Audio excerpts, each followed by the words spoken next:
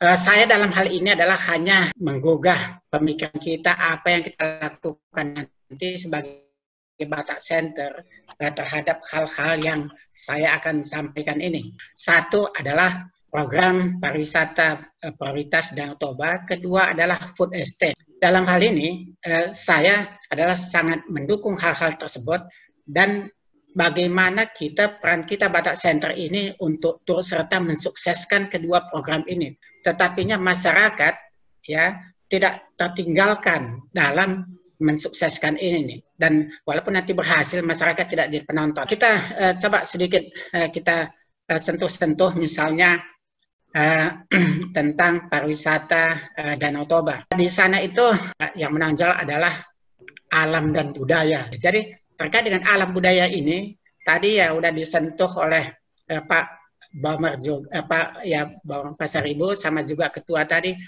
Alam dan budaya ini adalah milik masyarakat, gitu ya. Inilah yang secara turun menurun di sana, keindahan alamnya, termasuk lingkungannya, gitu ya, keaslian daerah itu dan juga adalah budayanya.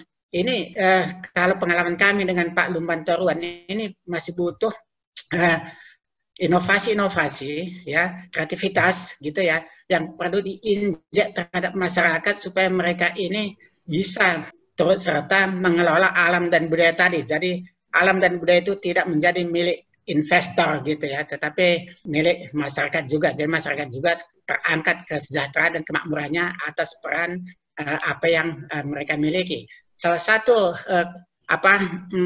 isu yang pernah kami temuin dengan Pak Lumbantoruan ini adalah bahwa terkait dengan budaya, misalnya ini apa yang kita nanti bisa lakukan.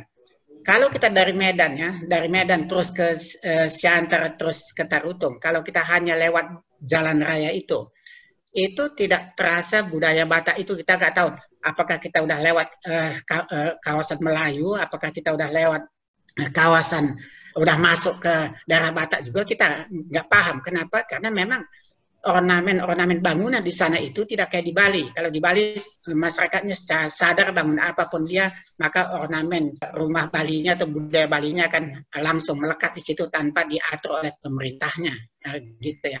Nah, ini terkait dengan hal ini, apa yang kita harus lakukan gitu, Batak Center ini? Kita bisa terasa kalau kita dari Medan, misalnya entah lewat Karo, entah lewat Siantar, kita tahu, oh saya udah sampai di kawasan wilayah orang Batak atau suku Batak gitu ya. Nah, jadi ini adalah salah satu daya pendukung untuk wisata tadi. Itu adalah dimiliki masyarakat. Jadi yang saya maksud di sini adalah apa yang kita lakukan terhadap masyarakatnya, kita Batak Center ini. Karena kalau sesuai dengan pengamatan saya 2 tahun di kawasan Danau Toba, yang memiliki aktivitas infak dan lain-lainnya itu adanya adalah banyak adanya ya, bukan tidak ada di daerah, didinasi oleh orang perantau kita Batak dan kaum diaspora gitu. Nah, ini nanti mungkin perlu diterjemahkan di Batak Center ini apa yang kita perlu lakukan terkait dengan budaya tadi. Kemudian kapasitas artinya kemampuan masyarakat lokal. Saya sering sekali ketemu masyarakat itu kalau kita bicara soal pariwisata, karena Danau Toba itu ada canakan pariwisata. Karena saya waktu itu ada ketua Geopark Kaldera Toba, jadi tentu yang ketemu bukan pejabat tapi masyarakat. Karena walaupun mereka di pinggir danau selama ini, ternyata mereka itu adalah budayanya budaya pertanian. Kalau pariwisata itu mereka tidak ini. Oleh karena itu sering mereka katakan sama saya adalah seperti ini.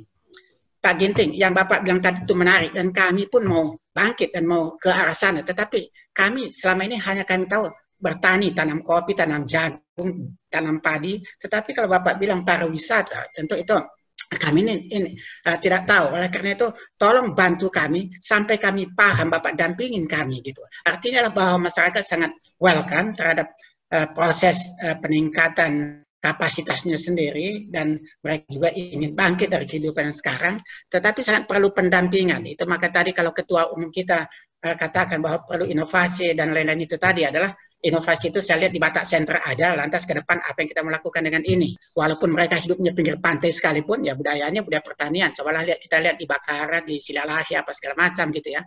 Adalah seperti itu. Sehingga peran Batak Center ini ke depan untuk mendongkrak mereka, meningkatkan kapasitas mereka, kita perlu lakukan capacity building gitu ya, sehingga si investor yang datang dan juga masyarakat lokal yang apa itu bisa disinkronisasi, bisa dipertemukan titik temunya, sehingga dua-duanya sejahtera.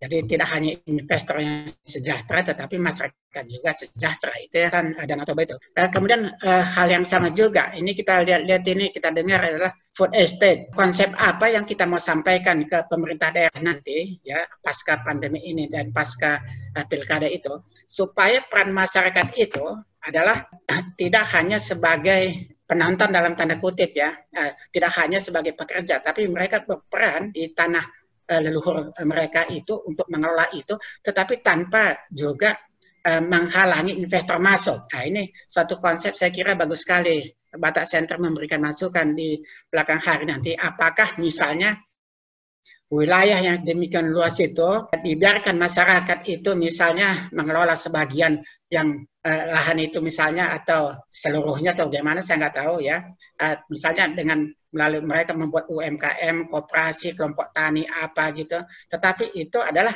si investor misalnya menjadi bapak angkat, lantas produk lari ke si investor, tetapi produk adalah milik masyarakat, sehingga mereka itu misalnya bisa bangkit kehidupannya dengan adanya food estate tersebut. Dan hal yang sama dengan yang pariwisata di pinggir Danau Toba tadi. Kalau kita lihat di kawasan adanya food estate tadi, juga hal yang sama. Masyarakatnya itu adalah bukan ahli di bidang agro gitu ya. Kantong-kantong agro yang kita lihat di kawasan Danau Toba itu yang ada adalah sebagian di Simalungun Barat, kemudian di Karo, kemudian ada seputar Sigalingging itu, dan Siborong-borong gitu ya. Nah, itu yang terkait dengan hortikultura itulah kantong-kantong yang masyarakatnya memiliki keahlian. Tetapi di daerah-daerah food estate tadi, saya kira di sana masih minim keahlian. Lantas ini bagaimana Batak Center kita ini kaum diaspora bisa menginjek suatu kapasitas ya ataupun pengetahuan dan sebagainya itu, sehingga masyarakat tadi bisa berperan secara utuh tapi saling mendukung gitu ya. Si investor, perusahaan atau investor juga diuntungkan, masyarakat juga diuntungkan. Tentu ini harus punya keseimbangan, kemampuan kedua belah pihak. Ini apa yang kita harus lakukan ke depan gitu. Ini yang kira-kira saya kira saya mau sampaikan. Ini hanya sebagai pemantik ya. Saya kira sekian moderator, terima kasih atas kesempatan yang diberikan. Horas menjuah-juah.